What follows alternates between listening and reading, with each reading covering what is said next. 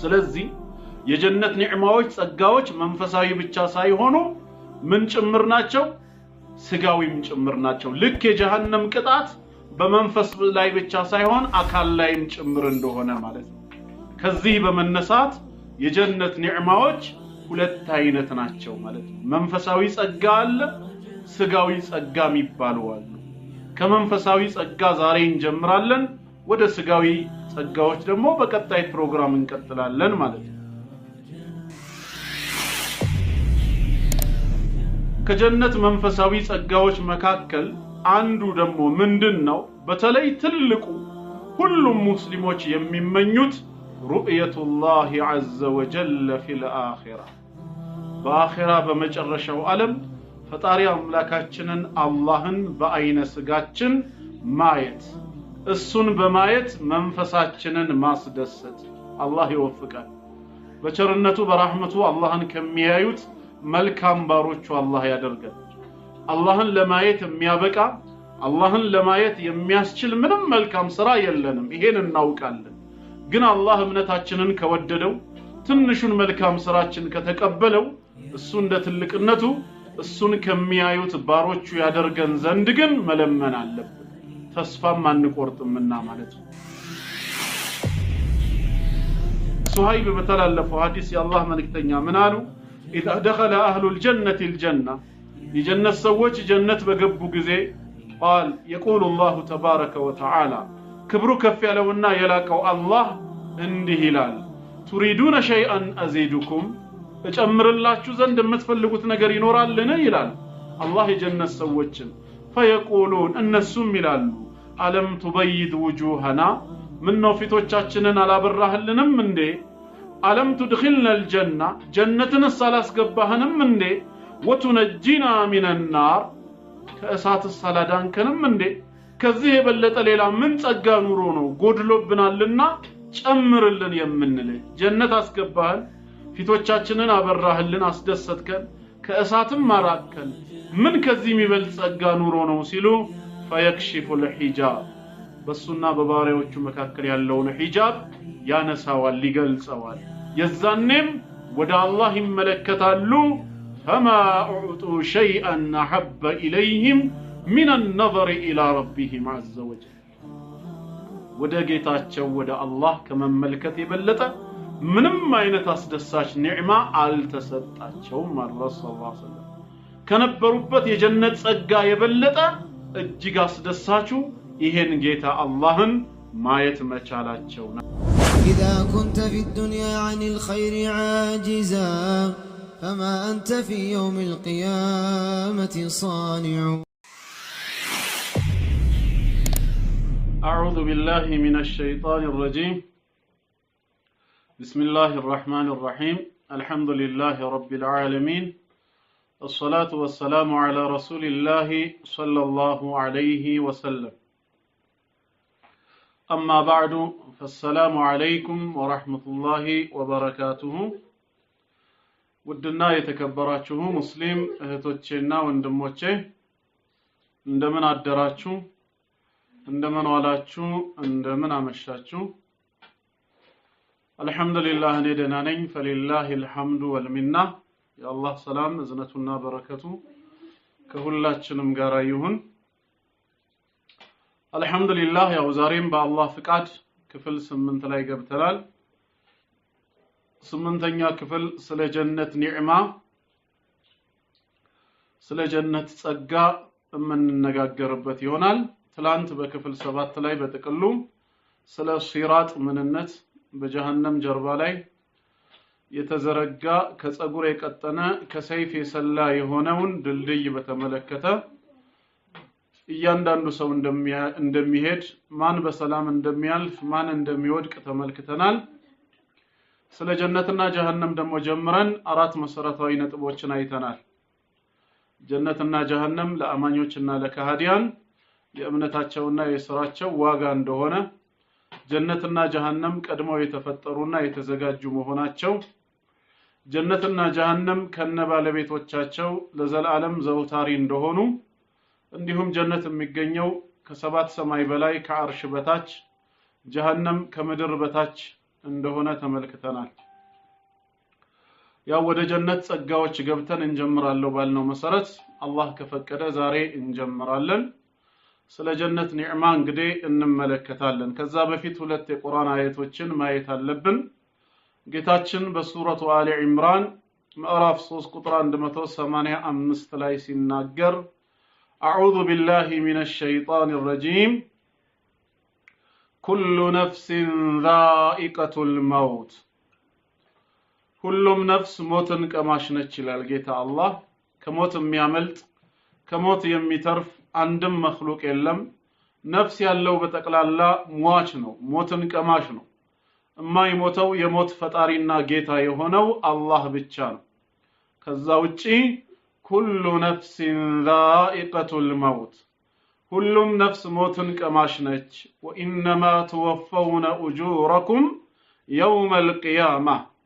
እናንተም እንዳዎቻችሁ የሥራዎቻችሁ ዋጋ ተሞልቶ የሚሰጣችሁ በየውሙል ቂያማ ወይም ሰዎች ሁሉ ከመቃብር ዓለም ተቀስቅሰው በዓለማቱ ጌታ በአላህ ፊት ለፍርድ ሚዛን በሚቆሙበት ቀን ነው። ምንዳዎቻችሁን በዕለተ ትንሣኤ ተሞልቶ ይሰጣችኋል። ፈመን ዙሕዚሃ ዐኒን ናሪ ወኡድኺለል ጀና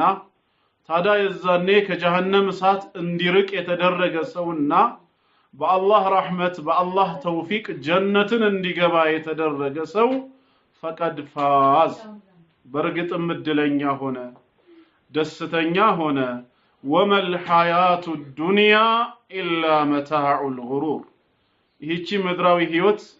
ጊዜያዊ መጠቃቀሚያና መሸንገያ እንጂ ሌላ አይደለችም ይላል ጌታችን አላህ። እድሜያችን ረዘመም አጠረ፣ ጤነኛም ሆነን በሽተኛ፣ ሀብታምም ሆን ድሃ፣ ሰላም በሰፈነበት አካባቢ ብንኖርም ሆነ ረብሻ ባለበት ቦታ ያው ዱንያ ጊዜያዊ መጠቃቀሚያ ነች፣ አትዘወትርም። አንድ ቀን ማብቃቱ አይቀርም። በሞት ሁሉም ይገላገላታል። ያገኘውም ያጣውም፣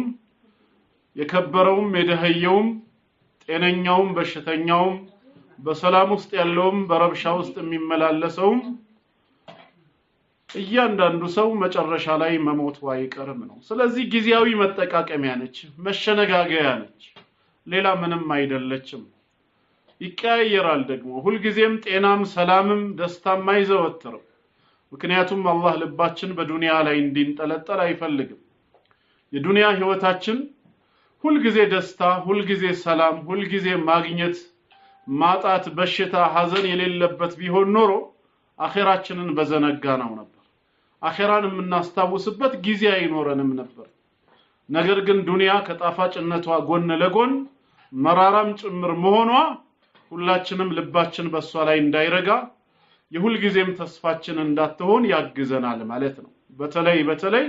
ሞት የሚባል ነገር መኖሩ እጅግ በጣም ትልቅ ኒዕማ ነው። ለዚህ ነው ረሱል ሰለላሁ ዐለይሂ ወሰለም አክሲሩ ሚን ዚክሪ ሃዲመ ለዛት ያሉት። ጥፍጥናን ቆራጭ የሆነችዋን ሞትን በብዛት አስታውሱ።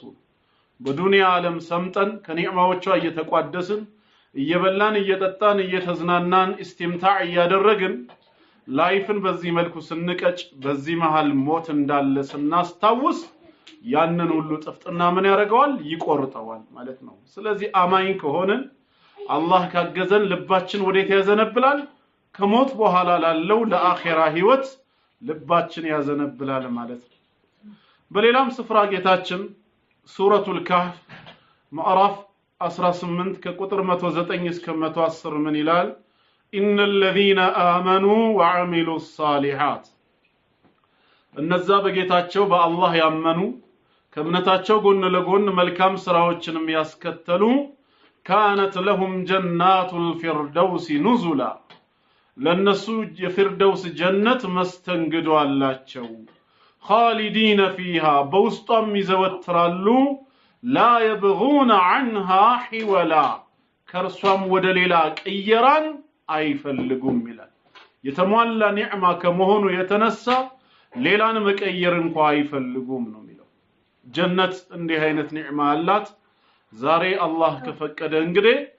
ከመንፈሳዊ ኒዕማዎቿ ነው የምንጀምረው። ጀነት አጠቃላይ ጸጋዎቹ በሁለት ይከፈላሉ። ነዒሙ ሩሂና ነዒሙል ጀሰዲ ይባላሉ። መንፈሳዊ ጸጋና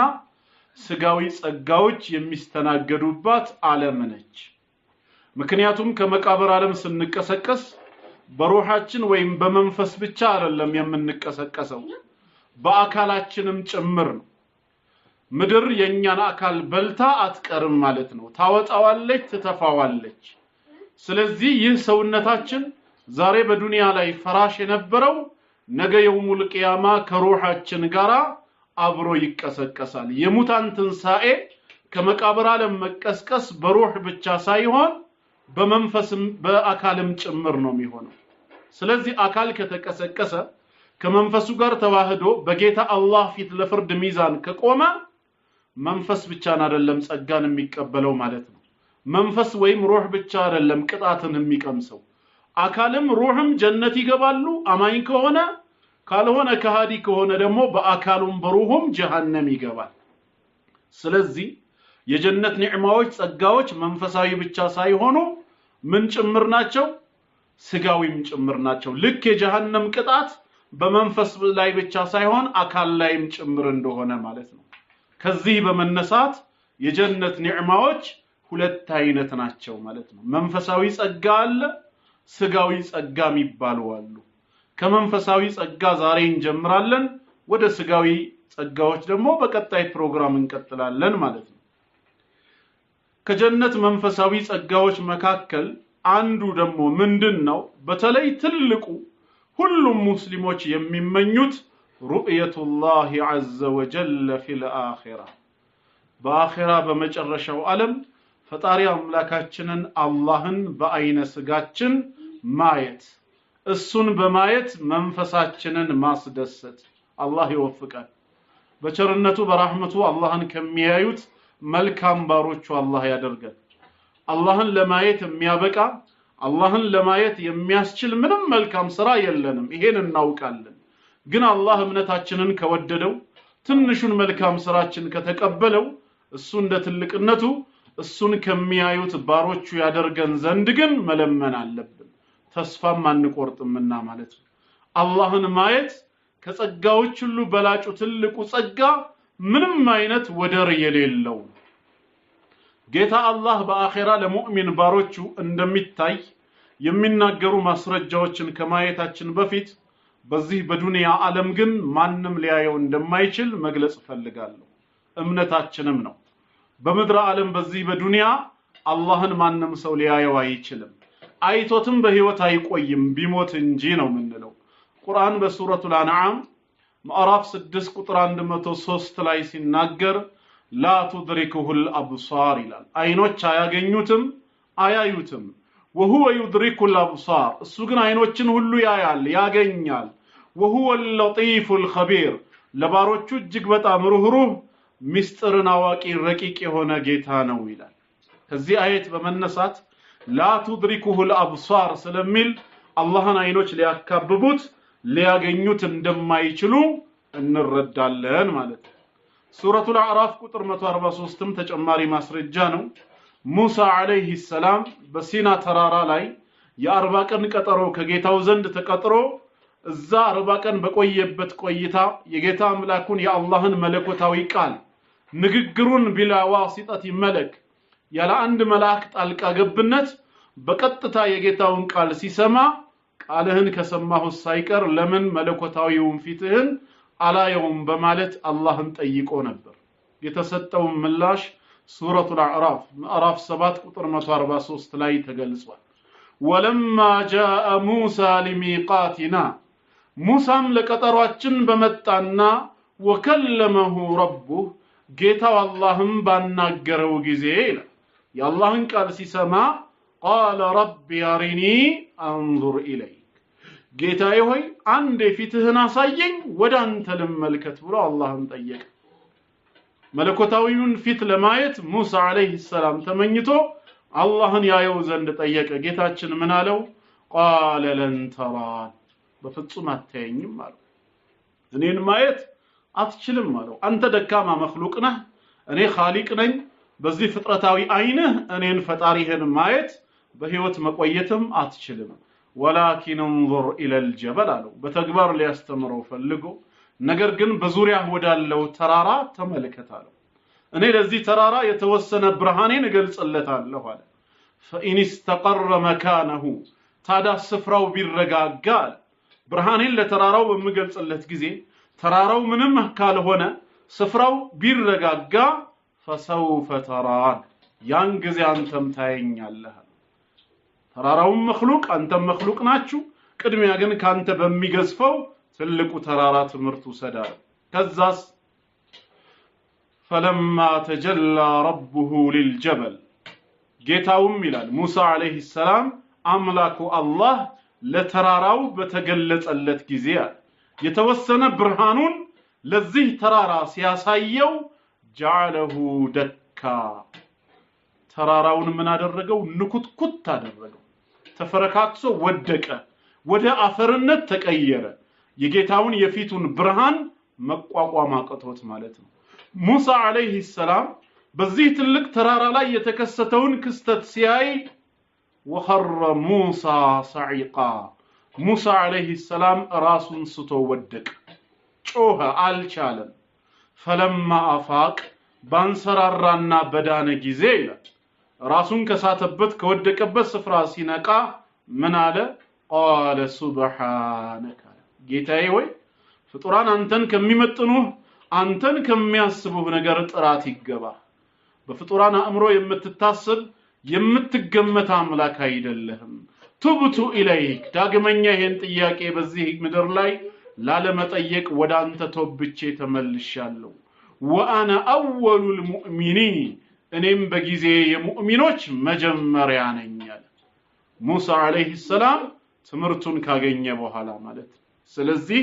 በዱንያ ዓለም ማንንም ቢሆን አላህን ሊያየው አይችልም ብለን ነው ምናም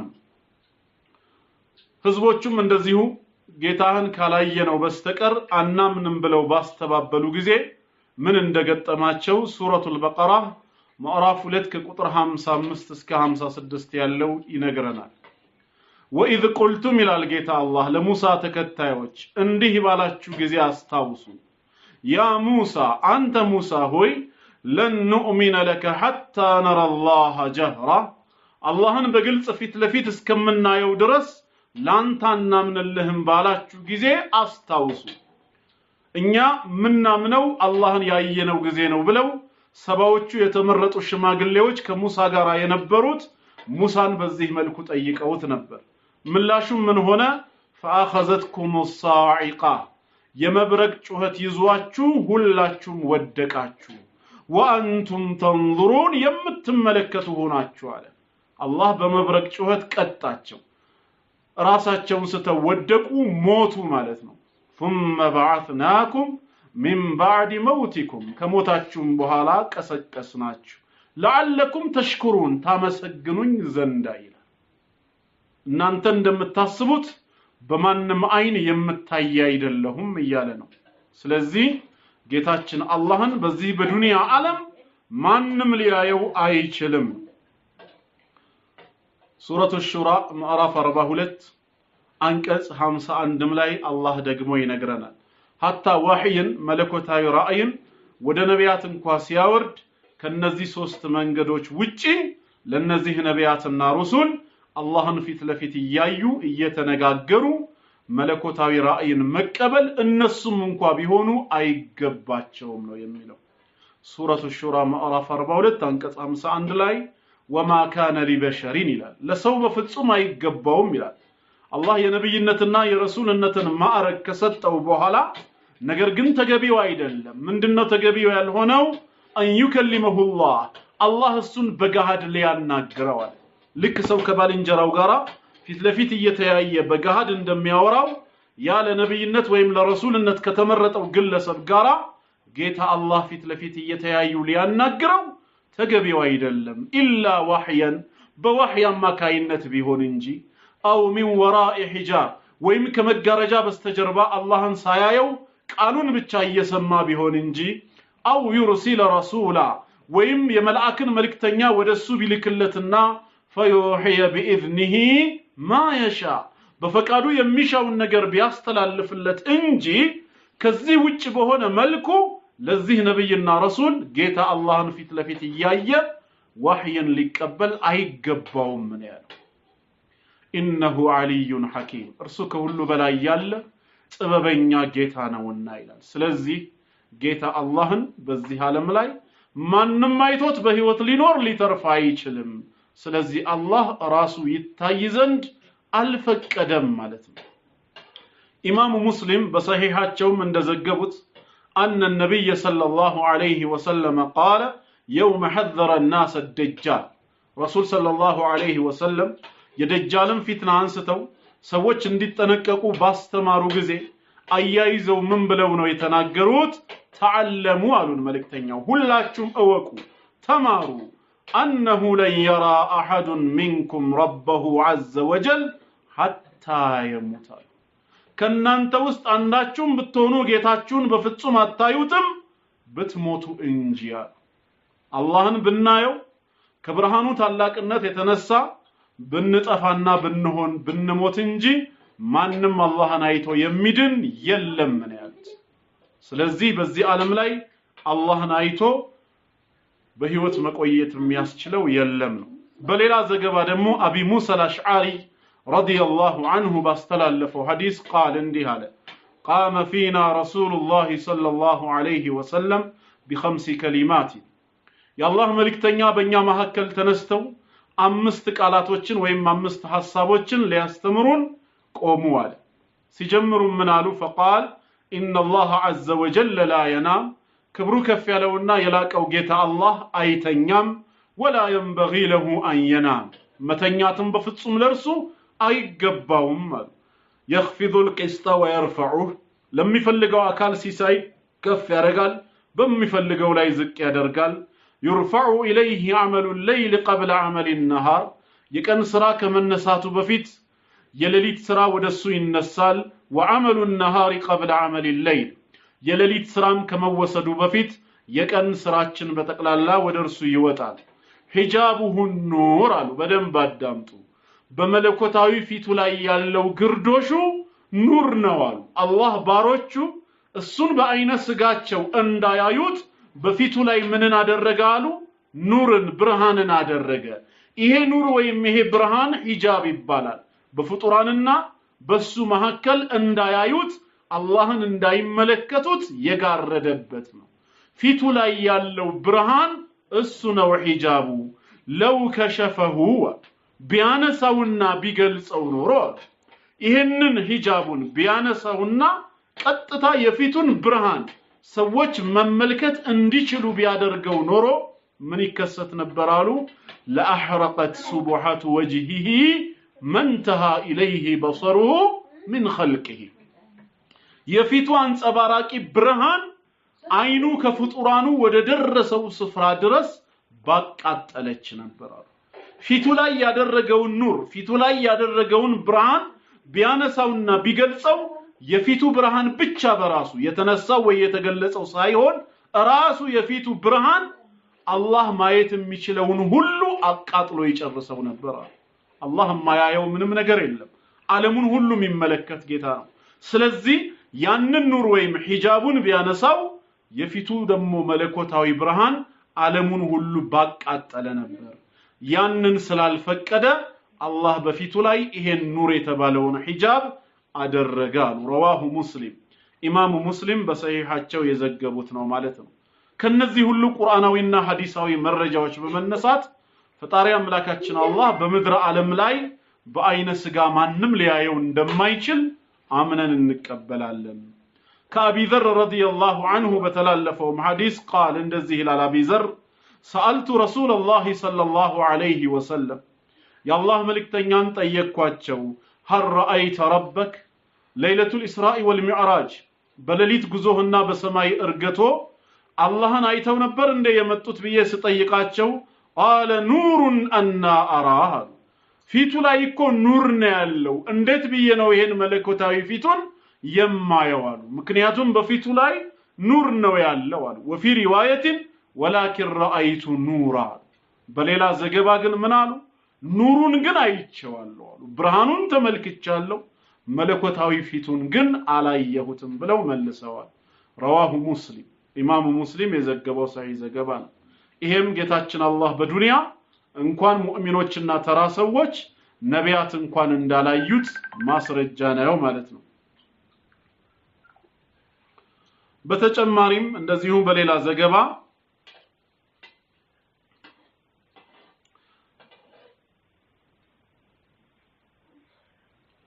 مسروق ሲናገር ምን ይላል? قال قلت لعائشة رضي الله عنها እናታችንን አይሻ رضي الله عنها እንዲህ አልኳት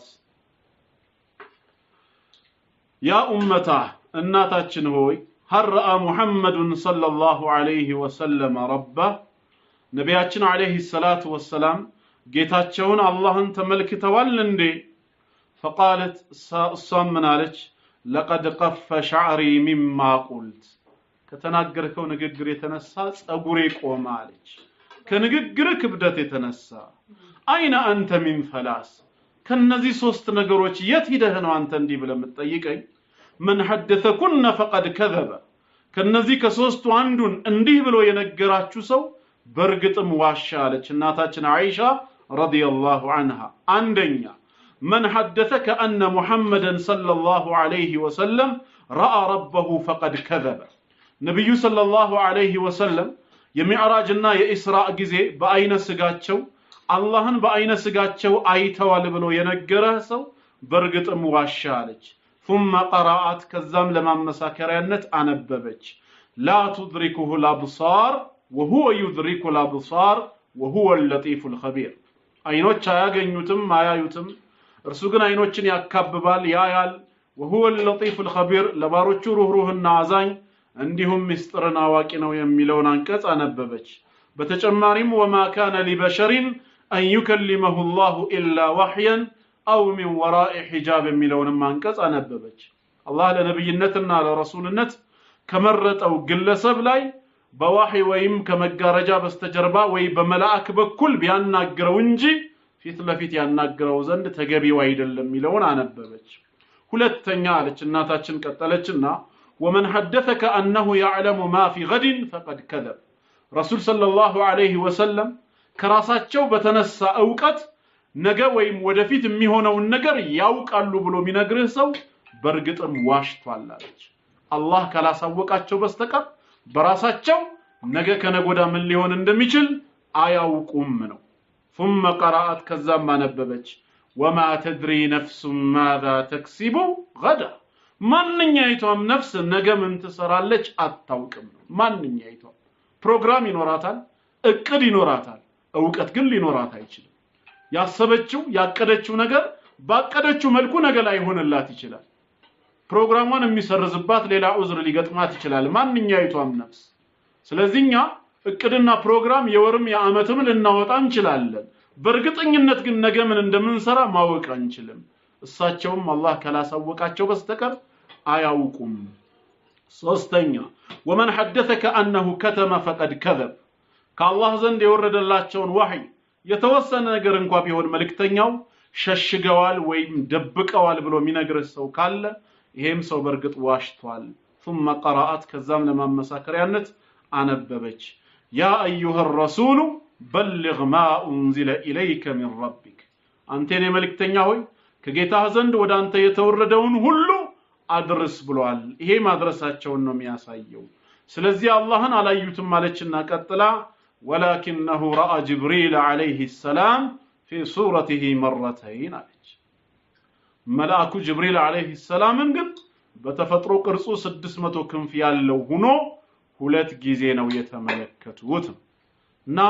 ይህ በዱንያ ዓለም ጌታ አላህ ማንም ሊያየው እንደማይችል ከተረዳን ወደ አኺራ ጉዳይ ስንመጣ ከጀነት ኒዕማዎች አንዱ አላህን ማየት ነው ብለናልና ለሱ ደግሞ ማስረጃችንን እናቀር። ፈጣሪ አምላካችን አላህ በአማኞች እንደሚታይ በትንሳኤው ዓለም በሱ ችሎታ ሰጭነት በሱ ፈቃጅነት ግን እናየዋለን ምንም ሳንሆን ሳንጎዳ አላህ ይወፍቀን ማለት ነው። የቱጋ ሱረቱ አልቂያማ አንደኛ ማስረጃችን 75ኛው ሱራ ሱረቱል ቂያማ አንቀጽ 21 እስከ 22 ባለው ላይ وجوه يومئذ ناظرة ፊቶች የዛን ቀን አብሪዎች ናቸው ፊቶች በዛን ቀን ተደሳቾች ናቸው ይላል አላህ የአማኞች ፊት ማለት ነው ኢላ ረቢሃ ናዚራ ወደ ጌታቸው ወደ አላህ ተመልካች ናቸውና ይላል የሙእሚኖች ፊት አላህን ያያሉ ይመለከታሉ መሐለ ሻሂዱ ኢላ ረቢሃ ናዚራ ወደ ጌታዋ ተመልካች ነችና በሌላ ስፍራ ደግሞ በሱረቱ ዩኑስ ምዕራፍ 10 አንቀጽ 26 ላይ ለለዚነ አህሰኑ ለነዚያ እምነታቸውንና ስራቸውን ላሳመኑ የአላህ ባሮች አልሁስና መልካሚቷ መመለሻ አለላቸው وهي الجنة ጀነት ማለት ነው ወዚያደቱን ተጨማሪም አላቸው ይላል ይህቺ ዚያዳ ወይም ተጨማሪ الرؤية إلى ربهم ወደጌታ አላህ መመልከት ተብላ ተፈስራለች ረሱል ሰለላሁ ዐለይሂ ወሰለም በዛ መልኩ ተርጉመዋታል ኋላ ላይ እንመለስበታለን ولا يرهق وجوههم قتر ولا ذلة እነዚህን አማኞች ፊቶቻቸውን ጥቁረትም ሆነ ውርደት አይሸፍናቸውም ኡላኢከ አስሐቡል ጀና እነዚህ የጀነት ጓዶች ናቸው هم فيها خالدون በውስጧም ዘውታሪዎች ናቸው ይላል እና እዚህ ቦታ ላይ ወዚያደቱን ተጨማሪ የሚለው ወደ ጌታ አላህ መመልከት ለመሆኑ ኢማሙ ሙስሊም በሰሂህ ዘገባቸው የዘገቡት ሐዲስ አለ عن صهيب رضي الله عنه عن النبي صلى الله عليه وسلم قال كصهيب بتلالفوا حديث يا الله ملكتኛ ምን አሉ اذا دخل اهل الجنه الجنه የጀነት ሰዎች ጀነት በገቡ ጊዜ قال يقول الله تبارك وتعالى ክብሩ ከፍ ያለውና የላቀው አላህ እንዲህ ይላል تريدون شيئا ازيدكم እጨምርላችሁ ዘንድ የምትፈልጉት ነገር ይኖራልን ይላል አላህ የጀነት ሰዎችን فيقولون እነሱም ይላሉ አለም تبيض وجوهنا ምነው ፊቶቻችንን አላበራህልንም እንዴ አለም تدخلنا الجنه ጀነትን ሳላስገባህንም እንዴ وتنجينا من النار ከእሳት ሳላዳንከንም እንዴ ከዚህ የበለጠ ሌላ ምን ጸጋ ኑሮ ነው ጎድሎብናልና ጨምርልን የምንልህ ጀነት አስገባህን ፊቶቻችንን አበራህልን አስደሰትከን ከእሳትም ማራከን ምን ከዚህ የሚበልጥ ጸጋ ኑሮ ነው ሲሉ فيكشف الحجاب በሱና በባሪያዎቹ መካከል ያለውን ሒጃብ ያነሳዋል ይገልጸዋል የዛኔም ወደ አላህ ይመለከታሉ فما اعطوا شيئا احب اليهم من النظر الى ربهم عز وجل ወደ ጌታቸው ወደ አላህ ከመመልከት የበለጠ ምንም አይነት አስደሳች ኒዕማ አልተሰጣቸውም ማለት ረሱል ሰለላሁ ዐለይሂ ወሰለም ከነበሩበት የጀነት ጸጋ የበለጠ እጅግ አስደሳቹ ይሄን ጌታ አላህን ማየት መቻላቸው ነው በሌላም ዘገባ እንደዚሁ ጀሪር ኢብኑ አብዱላህ ረዲየላሁ ዐንሁ ባስተላለፈው ሐዲስ قال እንዲህ አለ كنا جلوسا عند النبي صلى الله عليه وسلم يا الله ملكتኛ ዘንድ ተቀምጠን ሳለ ይላል اذ نظر الى القمر ليله البدر ያ 14ኛው ወይም ያ 15ኛው ቀን ጨረቃ ሙሉ ሆና በመተጣበት ጊዜ ማለት ነው ለይለቱል በድር ያላህ መልእክተኛ ጨረቃን ሙሉ ሆና ሲመለከቷት فقال ለሰሃቦች እንዲህ አሉ انكم سترون ربكم እናንተ ወደፊት በእለተ ትንሳኤ ጌታችሁን አላህን ታዩታላችሁ كما ترون هذا القمر ልክ ይህን ጨረቃ እንደምታዩት አለ ምን ማለት ነው لا تضامون في رؤيته ጨረቃዋን በመታዩ ሰዓት እንደማትገፋፉ ሁላ አጭሩ በረጅሙ እንደማይቀና እስቲ ከለልከይ ዞር በል ጨረቃውን ለይበት እንደማይለው ሁሉ ሁላችሁም ባላችሁበት ስፍራ ተቀምጣችሁ ጨረቃን በግላጭ እንዳያችኋት ነገም የውሙል ቂያማ አማኞች በጀነት በግልጽ ጌታችሁን ታዩታላችሁ አላህን ስታዩ አንዱ ቁመቱ ረዝሞ ወይ ሰውነቱ ገዝፎ አላህን ከማየት የሚጋርዳችሁ የለም ነው ሁሉም ባለበት የክብር ስፍራ በጀነት ላይ ሆኖ ጌታውን አላህን ያየዋል አሉ ረሱል ሰለላሁ ዐለይሂ ወሰለም ስለዚህ አላህ በአኺራ የሚታይ ጌታ ነው ይሄንን አምነን ተቀበለናል ዋናው ነገር ምን غير ኢድራክ የሚለውን ብቻ ነው ማመን ያለብን አላህን እናየዋለን ማለት እናካብበዋለን ማለት ግን በፍጹም አይደለም لا تدركه الابصار الله አይኖች አያካብቡኝም ነው ኢድራክ ማለት الإحاطة بالشيء ማለት ነው አንድን ነገር ማካበብ ማለት ነው ጀማልን ተመለከትኩት ስትሉ ምኑን ነው ያያችሁት ተብላችሁ ብትጠየቁ ከራስ ጸጉሩ እስከ እግር ጥፍሩ ትላላችሁ ሙሉ ማንነቱን ለምን የናንተ አይን የማየት ችሎታው ጀማልን ሙሉ በሙሉ ከማየት አልከለከላችሁ ስለዚህ ጀማል ውስን ከመሆኑ የተነሳ ከራስ ጸጉሩ እስከ እግር ጥፍሩ ሙሉ ማንነቱን ማየት ይቻላል ነገር ግን የጀነት ሰዎች በአኺራ አላህን ያዩታል ማለት ሙሉ ማንነቱን ወይም አላህን ያካብቡታል ማለት አይደለም ነው ምንድነው የተጠየቀው ያካብቡታል ማለት አይደለም من غير ادراك ሳያካብቡት እሱ በፈቀደላቸው መጠን ነው የሚያዩት አብዱላህ ኢብኑ አባስ ረዲየላሁ ዐንሁማ ሲያስተምር አንድ ጊዜ ስለ ጌታችን ታላቅነት ምንድነው ያለው لو أن السماوات السبع والأرضون السبع في كف الرحمن سبات سماي سبات مدر عند لاي تدمروا الرحمن مداف لاي بيكمتوا نورا سبات سماياتنا سبات مدر بقيتاتشن الجلاي بيكمتوا نورو درشاتشو مندنو إلا كخرضلة في يد أحدكم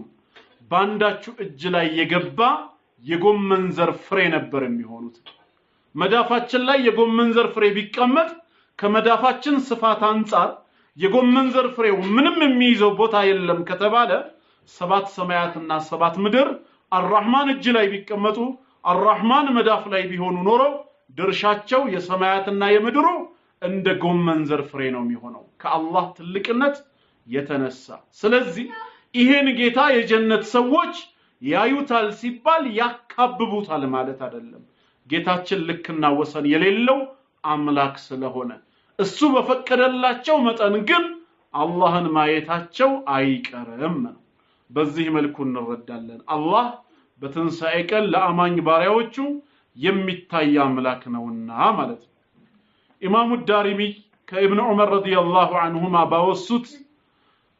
አንድ ሐዲስ ላይ ረሱል ሰለላሁ ዐለይሂ ወሰለም እንዲህ ብለዋል ይላሉ አዳምጡ ይሄን ሐዲስ إن أهل الجنة يجنة سووت ይላሉ إذا بلغ منهم النعيم كل مبلغين ጸጋው በጀነት ውስጥ ያለው ኒዕማ የመጨረሻ ጣራ ድካ ላይ በደረሰ ጊዜ ይላሉ وظنوا أن لا نعيم أفضل من ከዚህ በኋላ ከዚህ የሚበልጥ ሌላ አዲስ ኒዕማ የለም ብለው ባረጋገጡ ጊዜ ይላል የመጨረሻው የኒዕማ ጫፍ ላይ በደረሱ ጊዜ ተጀላ ለሁም الرب ጌታ አላህ ይገለጽላቸዋል ይታያቸዋል የዛኔም فنظروا الى وجه الرحمن ወደ الرحمن ፊት ሲመለከቱ فنسوا كل نعيم عاينوه حين نظروا الى وجه الرحمن يا الرحمن ፊት ሲያዩ የነበሩበትን የጀነት ኒዕማ ይረሱታል ኒዕማውን ምን አረጉት ረሱት አላህን ማየት ጀነትን ያስረሳል ማለት ውስጧ ገብተው ኒዕማዎቿን ተቋድሰው የመጨረሻ ጥግ ደርሰው ከዚህ በኋላ ሌላ ኒዕማ የለም በሚሉበት ሰዓት አላህ ሲገለጽላቸውና ሲያዩት የነበሩበትን ጀነት ሁሉ ያስረሳቸዋል አላህ ይወፍቀን አላህ ከነዚህ መልካም ባሮቹ ያደርገን ኢማሙ አህመድ በሙስነዳቸው እንደዘገቡት ነሳኢም በሱነናቸው ኢብኑ ሒባንም በሰሂሃቸው እንደዘገቡት ረሱል ሰለላሁ ዐለይሂ ወሰለም ከሚያደርጉት ዱዓ መካከል አንዱ ምን ነበር انه كان من دعاء النبي صلى الله عليه وسلم اللهم اني اسالك لذة النظر الى وجهك الكريم والشوق الى لقائك ننبر اللهم اني اسالك املاك الله يني انتن ማጽናሃለው እጠይቀሃለው لذة النظر الى وجهك ወዳንተ ፊት በመመልከት የማገኘውን ጥፍጥና استمتاع እንድትወፍቀኝ والشوق الى لقائك ካንተ ጋር እገናኝ ዘንድ አንተና የዘንድ ጉጉትና ናፍቆቱም እንዲኖረኝ አንተን እጠይቀሃለው ይያሉ ረሱል ሰለላሁ ዐለይሂ ወሰለም ይነግሩናል ማለት ነው ስለዚህ በአኺራ አላህ ለአማኝ ባሪያዎቹ የሚታይ አምላክ ነው قال الحسن البصري ኢማም ሐሰን አልበስሪ ረሂመሁላህ ሲናገሩ ምን ይላሉ ታቢዒ ናቸው لو علم العابدون في الدنيا አላህን የሚያመልኩ አላህን የሚገዙ ሰዎች ገና በምድር ዓለም ላይ ያሉ ቢያውቁ ኖሮ አሉ ምን ቢያውቁ أنهم لا يرون ربهم في الآخرة معتزلاዎች እንደሚሉት አላህን በአኺራ እንደማያዩት አላህ በአኺራ የማይታይ ጌታ መሆኑን ቢያውቁ ኖሮ ለዛበት ንፉሱሁም ነፍሶቻቸው ቀልጦ ይጠፋ ነበር ከቁጭት ብዛት የተነሳ ነፍሶቻቸው ትቀልጥ ነበር ግን ያ ሁሉ ዒባዳ ያ ሁሉ ጥረትና ልፋት ለምንድነው ጌታዬን በአይነ ስጋዬ በአኺራ አየዋለሁ የሚለው ስለዚህ አላህ በአኺራ እሱ በፈቀደው መልኩ ለአማኝ ባሪያዎቹ የሚታይ አምላክ ነው ብለን እናምናለን አምስት ወቅት ሰላት ላይ በመጽናት አላህን ለማየት ሁላችንም ልፋት ያስፈልገናል ሰሂህ አልቡኻሪ ላይ እንደተገለጸው ቅድም ያየነው ሐዲስ ኢነኩም ሰተረውነ ረበኩም ከማ ተረውነ ሃذا القمر لا تضامون في رؤيته መጨናነቅ ሳይኖር ጌታችሁን አላህን ታዩታላችሁ ብለው ረሱላህ ሰለላሁ ዐለይሂ ወሰለም ካስተማሩ በኋላ فإن استطعتم አሉ ሐዲሱን አያይዘው ቀጥለው ታዲያ ይሄን ጌታ ለማየት ጉጉቱ ካላችሁ ከቻላችሁ አላ تغلبوا على صلاة قبل طلوع الشمس وقبل غروبها ፀሐይ ብቅ ከማለቷ በፊትና ፀሐይ ከመግባቷ በፊት ባሉ ወቅቶች ሰላት ላይ አትሳነፉ ففعلوا ይህንን ስሩ ፀሐይ ብቅ ከማለቷ ከመውጣቷ በፊት ፈጅር መግሪብና ኢሻ አሉ ከመግባቷ በፊት ዙህርና ዐስር አሉ በድምሩ 5 ወቅት ሰላት ማለት 5 ወቅት ሰላት ላይ የጸና ሰው ለአላህ በመስገድ ቋሚ የሆነ ሰው ያለምንም ጥርጥር በአኺራ አላህን ያየዋል አላህ ይወፍቀን ምክንያቱም በሌላ ሐዲስ ረሱል ሰለላሁ ዐለይሂ ወሰለም 5 صلوات كتبهن الله على العباد ብለዋል 5 ወቅት ሰላትን አላህ በባሮቹ ላይ ደንግጎታል ግዳጅ አድርጓል فمن اتى بهن فله عند الله عهد ان يدخله الجنه 5 ወቅት ሰላትን በአግባቡ የፈጸመ የሰገደ የአላህ ባሪያ አላህ ጀነት ሊያስገባው ቃል ኪዳን አለው ነው የተባለው አላህ ደግሞ ቃል ኪዳኑን የሚያፈርስ ጌታ አይደለም ስለዚህ ከመንፈሳዊ ጸጋዎች አንዱና ዋነኛው ሩእየቱላህ ዐዘ ወጀል አላህን ማየት ካፊሮች ከተቀጡት ቅጣት ሁሉ ትልቁ የሚባለው ጀሃነም እሳት መግባታቸው ሳይሆን ይሄን ጌታ ለማየት አለመታደላቸው በዱንያ ስላላመለኩት በዱንያ ስላላመኑበት በአኺራም አላህ ይከለክላቸዋል ከላ ኢነሁም ዐን ረቢሂም የውመኢዝን ለመሕጁቡን ይከልከሉ እነሱ የዛን ቀን ጌታቸውን አላህን ከማየት የተከለከሉ የታገዱ ህዝቦች ናቸው ብሏል اللهم لا تجعلنا منهم አላህ ከነሱ አያድርገን ወደ ሁለተኛው መንፈሳዊ ጸጋ እንሂድ ጥሩ አንደኛው እንግዲህ አላህን ማየት ነው ብለናል ሁለተኛ ሪድዋኑ ሚን አላህ ዐዘ ወጀል የአላህን ውዴታውን ማግኘት የሱ ውዴታ በላያችን ላይ መስፈን ሌላው ሁለተኛው መንፈሳዊ ጸጋ ነው ቁርአን በሱረቱ አሊ ኢምራን ምዕራፍ 3 ቁጥር 15 ላይ ይናገራል በሱረቱ አሊ ኢምራን ምዕራፍ 3 ቁጥር 14 ላይ የዱንያ ጸጋዎችን ይዘረዝርና 15ኛው አየት ላይ ደግሞ ምን ይላል አያይዞ ቁል በላቸው ይላል አኡነቢኡኩም ቢኸይሪን ሚን ዛሊኩም ከይሃችሁ የተሻለውን መልካም ነገር ልንገራችሁ እንደ ይላል ቁጥር 14 ላይ ዙይነ ሊናሲ حب الشهوات من النساء والبنين والقناطير المقنطرة من الذهب والفضة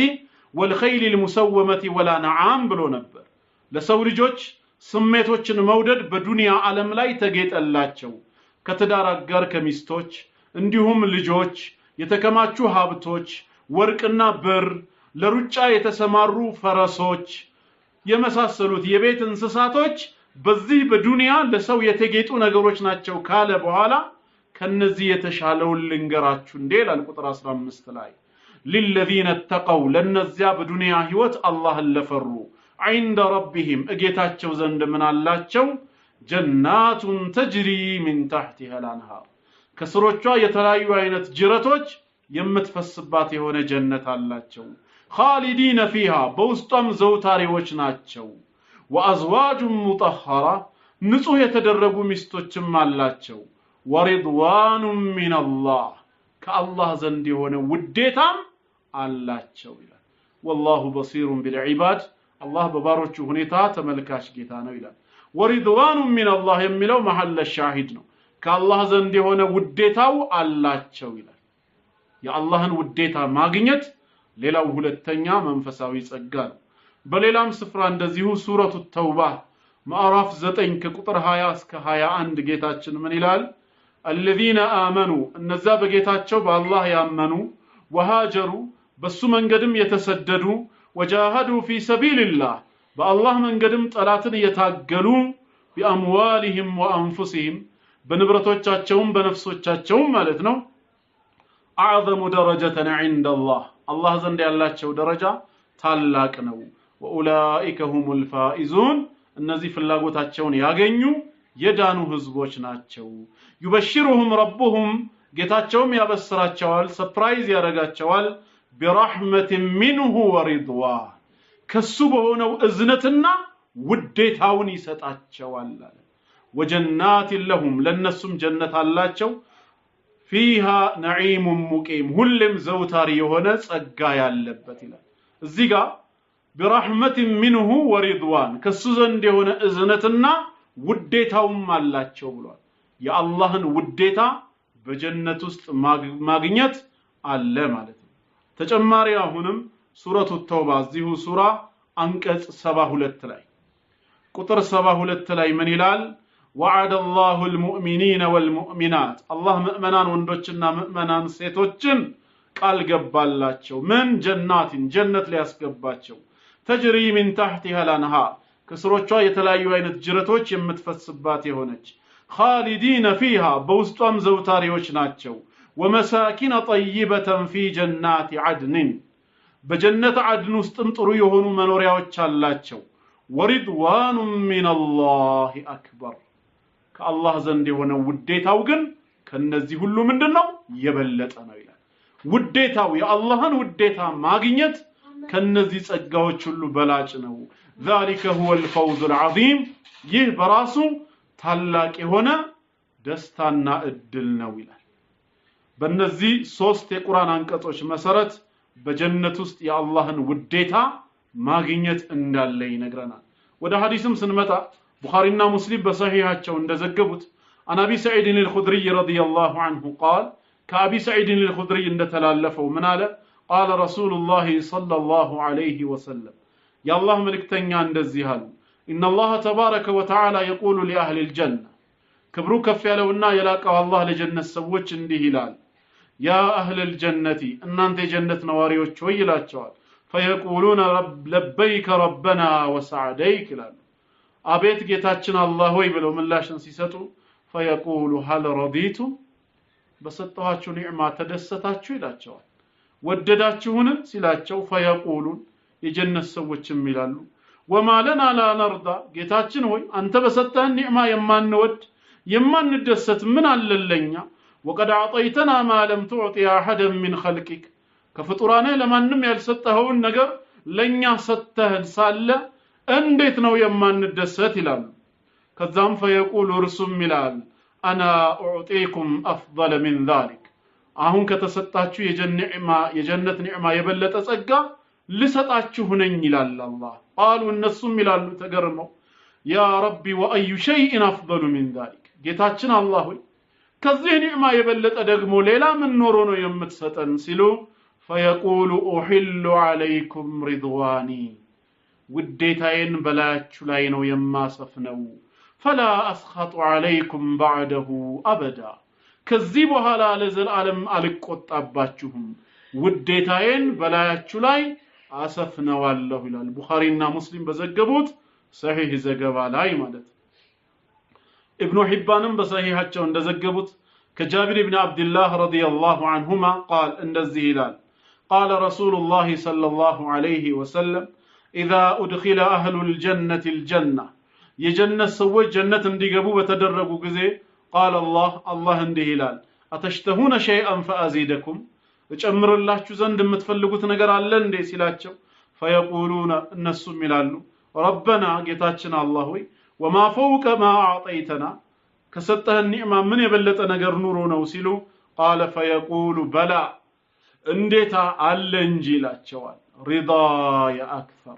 የኔ ውዴታ እስካሁን ካለው ኒዕማ ሁሉ የበዛም የተለቀም ነው ይላል አላህ። የጌታ አላህን ውዴታ ማግኘት ውዴታውን በአማኝ ባሪያዎቹ ላይ ማስፈኑ ሌላው ሁለተኛ መንፈሳዊ ጸጋ ነው። ሶስተኛ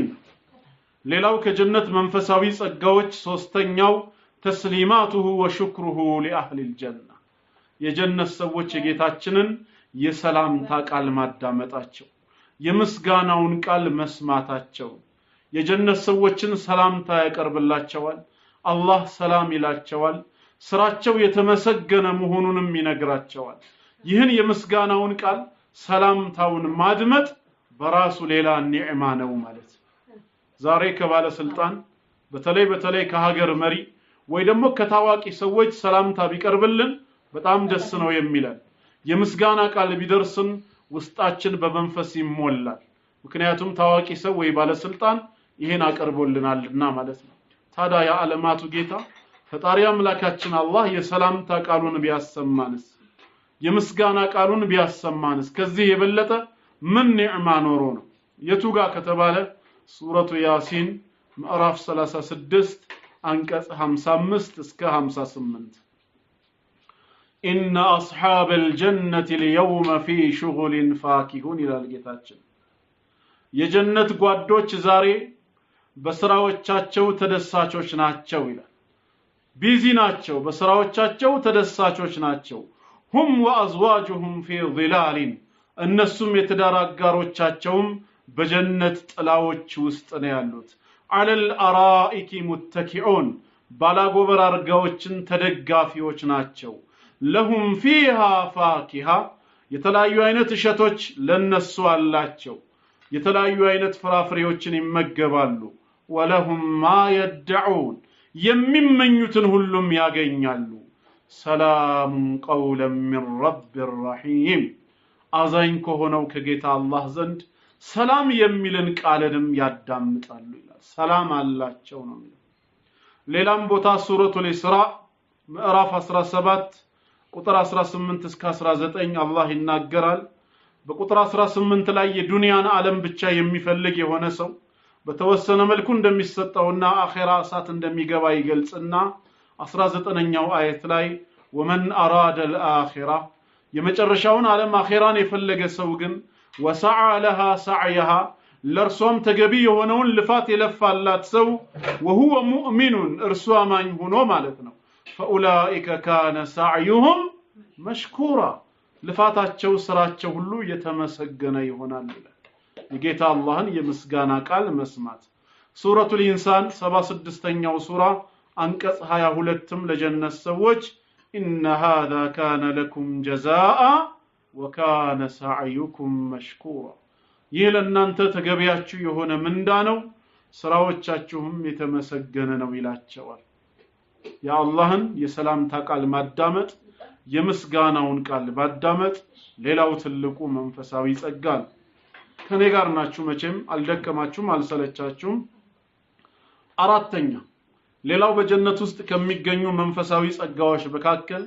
አራተኛው ደግሞ ሙራፈቀቱል አንቢያ የነቢያትን ጉርብትና ማግኘት የነቢያት ጎረቤት መሆን የነሱን ጉርብትና ማግኘት ሌላው ለአማኞች የተሰጠ የክብር ስጦታ ነው ዛሬ በዚህ ምድር ላይ ጥሩ ሰፈር ላይ መግባታችን በተለይ ጎረቤቶቻችን መልካምና ጥሩ ሰው መሆናቸው ለሁላችንም ያስደስተናል ለጓደኞቻችንም ሳንጠየቅ ነው የምናወራው እኛ ያለንበት ሰፈር እኮ እነ ኡስታዝ እንትና ያሉበት ሰፈር ነው ከኔ ቤት ቀጥሎ ያለው ጎረቤቴ ኡስታዝ እንትና ናሉ ወይም ሼክ እንትና ናቸው የገቡበት ብለን ለሰዎች እናወራለን የኡስታዞች የሼኾች የነሱን ጉርብትና ማግኘት በጣም አስደሳች ስለሆነ በአኺራ በጀነት ውስጥ የነቢያትን ጉርብትና ማግኘት ትልቅ ኒዕማ ነው ይሄም ሌላው መንፈሳዊ ጸጋ ነው ቁርአን በሱረቱ ኒሳ ምዕራፍ 4 ቁጥር 69 ላይ ምን ይላል ወመን ይጥዒላህ ወረሱል አላህና መልእክተኛውን የሚታዘዝ የሆነ ሰው فاولئك እንዲህ አይነት ታዛዦች ይላል ጌታችን مع الذين انعم الله عليهم ከነዚያ አላህ ጸጋውን ካጣቀመባቸው ውለታውን ከዋለላቸው ባሮች ጋር ይሆናሉ አለ ከነማን من النبيين والصديقين والشهداء والصالحين ከነቢያት ከፍጹም እውነተኞች ለአላህ ብለው ከሞቱ ሰማዕታቶችና ከደጋግ የአላህ ባሪያዎች ጋር ይሆናሉ وحسن اولئك رفيقا ከነዚህ ጋር ያለው ጉርብትና ምን ያህል ያማረ ነው ይላል ነገ በጀነት የነቢያትን ጉርብትና ማግኘት ከፍጹም እውነተኛ ሰዎች ጋር መጎራበት የሰማዕታትን ጉርብትና ማግኘት የሳሊሖችን ደጋግ የአላህ ባሪያዎችን ጉርብትና ማግኘት እጅግ በጣም ደስ የሚል መንፈሳዊ ኒዕማን አምስተኛ ሙራፈቀቱል አህል ቤተሰባዊ ግንኙነት መለየት ክፉ ነው እንላለን አይደል መለየት መጥፎ ነው በተለይ ዳግም ላንገናኝ ከሆነ ዛሬ በዚህ በዱንያ ላይ አንድ ቤተሰብ ሆነው የተዋደዱ ወንድምና እህት አባት እናት አክስት አጎት ልጅ ቤተሰቦች ብዙ ሚለያቸው ነገር አለ አንዱ ሞት ነው ከመሐከላቸው አንዱን ሞት ይነጥለዋል ዳግም ላይ ይገናኙ ሌላው ደግሞ ትዳር ነው በትዳር ይለያያሉ የራሳቸውን ህይወት ትዳር መስርተው ከቤተሰብ ተገንጥለው መኖር ይጀምራሉ ትምርትና ስራ ይለያያቸዋል የተለያየ ቦታ ሄደው ይኖራሉ ብዙ ነገሮች አሉ ስለዚህ እነዚህ ቤተሰቦች በእስላም መንገድ ላይ እስከጸኑ ሁሉም ሙስሊሞች ሆነው እስከሞቱ ድረስ ዱንያ ላይ ሞት ቢለያቸው ትዳርና ስራ እንደዚሁም ሌሎች ነገሮች ቢበታተናቸውም አማኝ እስከሆኑ ድረስ አላህ በጀነት ያንን ቤተሰብ ሊያገናኛቸው ቃል ገብቷል እነዚህን የምንወዳቸው የተለዩንን ቤተሰቦች በአላህ ተውፊቅና እገዛ በጀነት ውስጥ ማግኘት እጅግ በጣም ደስ የሚል መንፈሳዊ ኒዕማ ነው አላህ የቱጋ ነው እነዚህን ቤተሰቦች በጀነት ሊያገናኘን ቃል የገባው ከተባለ ሱረቱል ቀመር ቁጥር 21ን ማግኘት ይቻላል በማዕራፍ 52 ሱረቱል ቀመር አንቀጽ 21 ላይ አላህ ምን ይላል ወለዚነ አመኑ እነዚያም ያመኑ ሰዎች ይላል ጌታችን ወተበዐትሁም ذريتهم بإيمان ከዘሮቻቸውም እነሱን በእምነት የተከተሏቸው የሆኑት አልሐቅና بهم ذريتهم እነዚህን ዝርያዎቻቸውን ከነሱ ጋር እናስጠጋለን እናገናኛቸዋለን ወማ አለትናሁም من عملهم من شيء ከሰሩት መልካም ስራ ላይ አንዱንም አናጎድልባቸውም كل امرئ بما كسب رهين እያንዳንዱ ሰው በሰራው ስራ ተያዥ ነውና ይላል ከቤተሰቦቻችን ያመኑ ከዝርያዎቻቸውም በእምነት የተከተሏቸውን እናስጠጋለን እናገናኛቸዋለን ይላል ከዚህ ደግሞ ሰፋ ባለ መልኩ ሱረቱል ራዕድ ላይ ጌታችን በድጋሚ ይነግረናል በማዕራፍ 13 ሱረቱል ራዕድ ከቁጥር 22 እስከ 24 ከቁጥር 22 እስከ 24 والذين صبروا እነዚያ በሚደርስባቸው ሙሲባ የታገሱ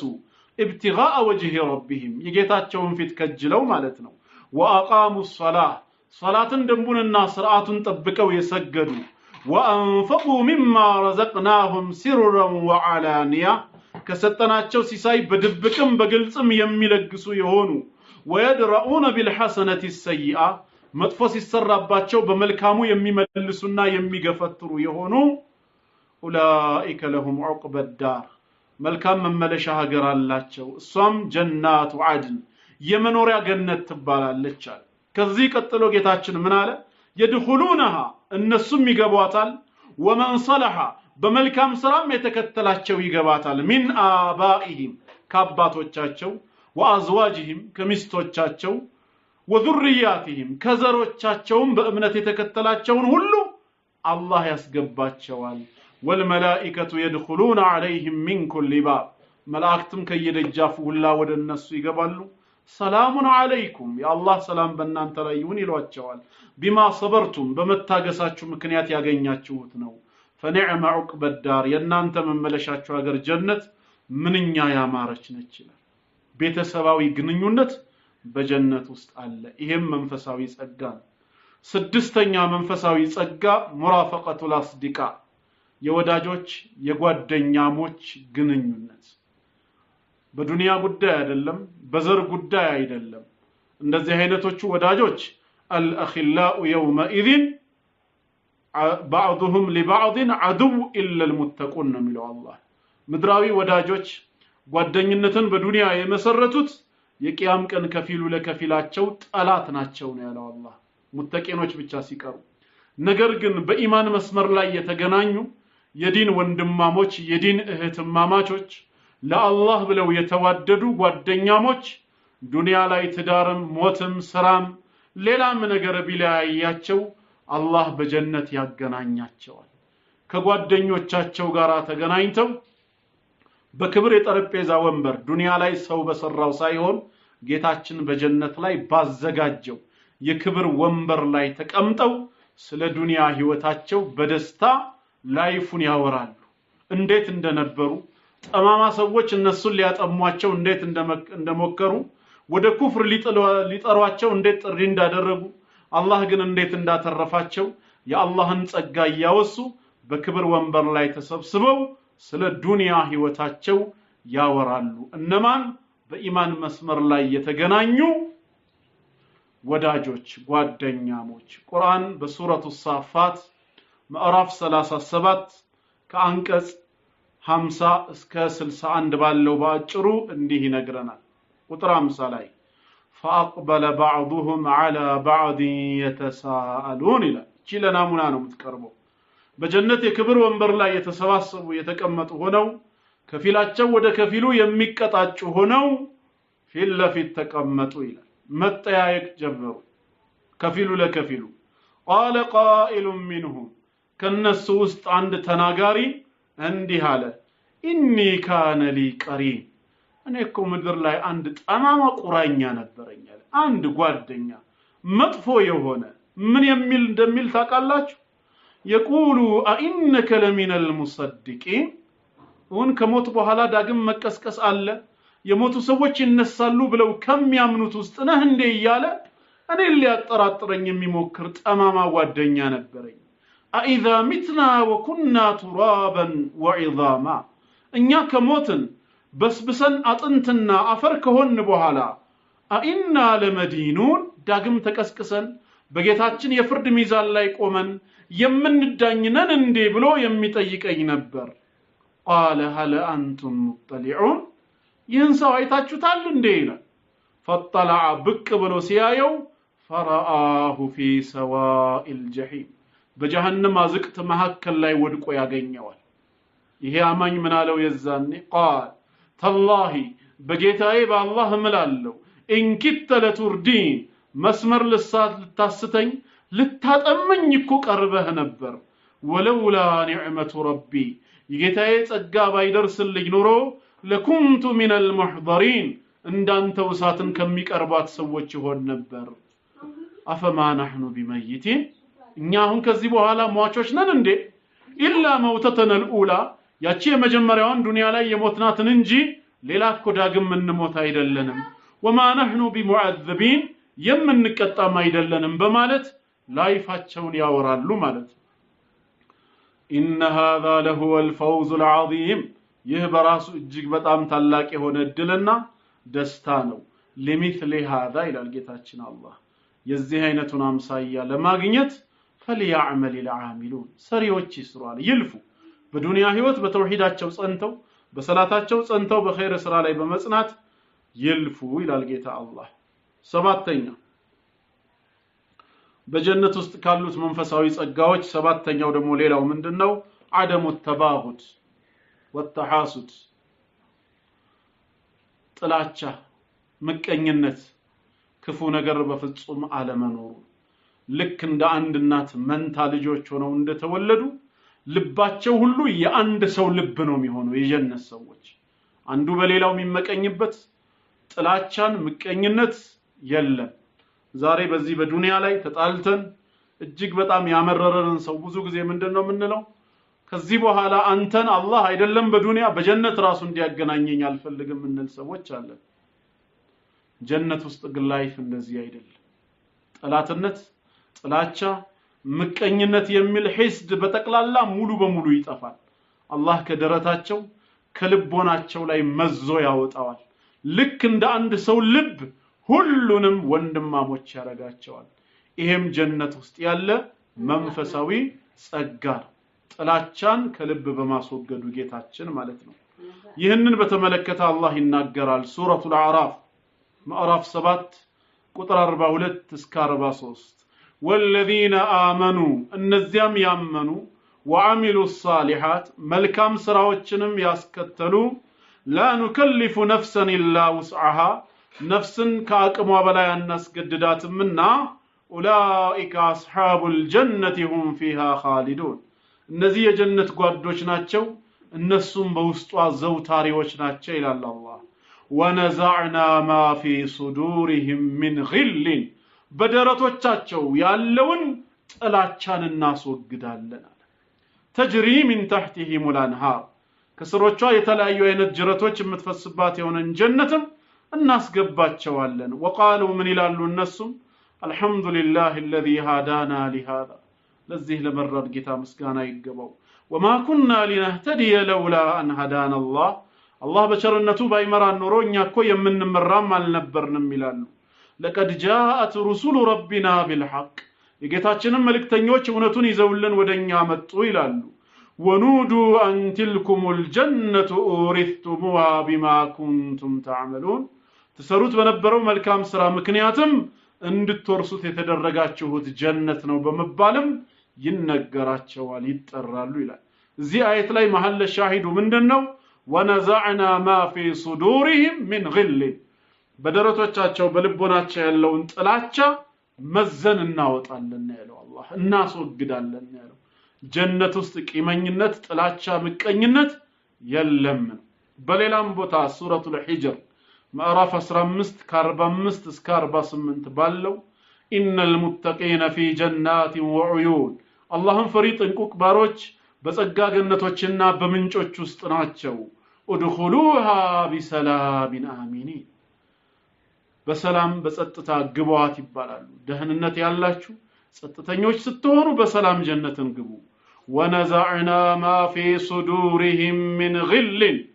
በዱንያ ዓለም ላይ በልቦናቸው የነበረውን ቅናቻ በልቦናቸው የነበረውን ጥላቻ በቀኝነት እናስወግዳለን ኢኽዋነን ልክ ወንድማሞች እናረጋቸዋለን ይላል አላ ሱሩሪን ሙተቃቢሊን ይላል ከዛ በኋላ አየቱም ይቀጥላል ይሄም ምን ያሳየናል በደረቶቻቸው ውስጥ ያለውን አላህ እንደሚያወጣው እንደሚያስወግደው ሐዲስም ላይ ረሱላህ ሰለላሁ ዐለይሂ ወሰለም ቡኻሪና ሙስሊም በዘገቡት ሐዲስ ከአቢ ሁረይራ ረዲየላሁ ዐንሁ እንደተላለፈው ረሱላህ ሰለላሁ ዐለይሂ ወሰለም ስለ ጀነት ሰዎች ሲናገሩ የጀነት ሰዎች ቁሉቡሁም ዐላ ቀልቢ ረጁሊን ዋሂድ ልቦናቸው ልክ እንደ አንድ ሰው ልብ ነው አንድ ሰው ከራሱ ጋር አይፋጭም በራሱ ላይ አይመቀኝም ከራሱ ጋር አይጣላም ማለት የጀነት ሰዎችም እንዲህ አይነት ነገር በመሐከላቸው የለም ልባቸው ልክ እንደ አንድ ሰው ልብ ነው የሚሆነው لا اختلاف بينهم ولا تباغض በመሐከላቸው ቅራኔም እርስ በርስ መጣላትም አይኖርም ነው ያሉት ጀነት ውስጥ ይሄ የለም ስምንተኛ ሌላው በጀነት ውስጥ ካለው መንፈሳዊ ጸጋ ሰላም ለሁም ليس عليهم تشويش ሁሌም ሰላማቸውን የሚነሳ ነገር መስሚያቸውን የሚያቆሽሽ ምንም ነገር የለም ረብሻን አይሰሙ ጥላ አይሰሙ ባለንበት ቦታ እንኳንኛ ሰላም ነው የምንፈልገው ድብድብ ማየት አንወድም ሰልችቶናል ጀነት ውስጥ ሰላም ብቻ ነው ያለው ረብሻ የለም መጥፎ ንግግር የለም ለጆሮ አግባብ ያልሆነ ነገር መስማት የለም ነው ይህን በተመለከተ አላህ ሲናገር በሱረቱ መርየም ምዕራፍ 19 ቁጥር 61 እና 62 ከቁጥር 59 እስከ 60 ሰላትን ስላባከኑ ሰዎች ባለመስገዳቸው ምክንያት ገይ የተባለ ጀሃነም እንደሚገቡ ይናገራል 60ኛው ላይ ደግሞ ተውበት አድርጎ በእምነት የተመለሰና መልካም ስራ የሰራ ሰው ሳይበደል ጀነት እንደሚገባ ይናገርና 61ኛው ላይ ምን ይላል ጀናት عدن التي وعد الرحمن عباده بالغيب الرحمن መልካም ባሮቹን በሩቁ ቃል ይገባላቸው የመኖሪያ ገነት ያስገባቸዋል انه كان وعده مأتيا የጌታችን ቀጠሮ ተፈጻሚ ነው ቅሮት የለውም لا يسمعون فيها لغوا በጀነት ውስጥ ውድቅ ንግግር በፍጹም አይሰሙም ይላል ለغወን ኢላ ሰላማ ሰላም የምትለዋን ቃል ነው የሚሰሙት ሁሌም ሰላማዊ ንግግር እንጂ ውድቅ ንግግር እንኳን ጀነት ውስጥ አይሰሙም ነው ይሄም ምን ያሳየናል ጀነት ውስጥ ሁሌም ሰላም ነው ያለው ማለት ነው لا يسمعون فيها لغوا ولا تأثيما أمسن هاتياتنا ما يسمون إلا قيلا سلاما سلاما ሰላም ሰላም የሚልን ንግግር እንጂ ብሎ በሌላ ቦታ ተናግረዋል ማለት ነው። ዘጠነኛ በአንድ ሐዲስ ላይ እንደተገለጸው ይሄን ጸጋ ኢንሻአላህ እዚህ ላይ እናገርና ለዛሬ ፕሮግራማችን ያበቃል።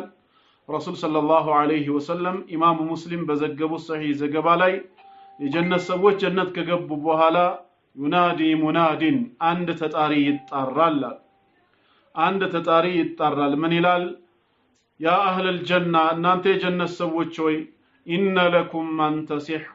ፈላ ተስቀሙ አበዳ። የጀነት ሰዎች ሆይ ሁሌም ጤነኛ ሆናችሁ ነው የምትኖሩት፣ ዘላለም አትታመሙም ይላል። ጀነት ውስጥ ሁሌም ጤና ነው። አንድ ወኢነ ለኩም አን ተሕየው ፈላ ተሙቱ አበዳ፣ ሁሌም ዘላለም ሕያው ሆናችሁ ነው የምትኖሩት፣ አትሞቱም ይላል። ጀነት ውስጥ ሞት የለም፣ ሁሌም ህይወት ነው። ሁለት ሶስተኛ ወኢነ ለኩም አን ተሽቡ ፈላ ተህረሙ አበዳ፣ ሁሌም ወጣቶች ጎልማሳዎች ናችሁ፣ ዘላለም አታረጁም ይላል። በጀነት ውስጥ ምን የለም? እርጅና የለም፣ ሽምግልና አሮጊት መሆን የለም። ሁሌም ወጣትነት ጉልምስና ነው ያለው። ሶስት ወኢነ ለኩም አን ተንዓሙ፣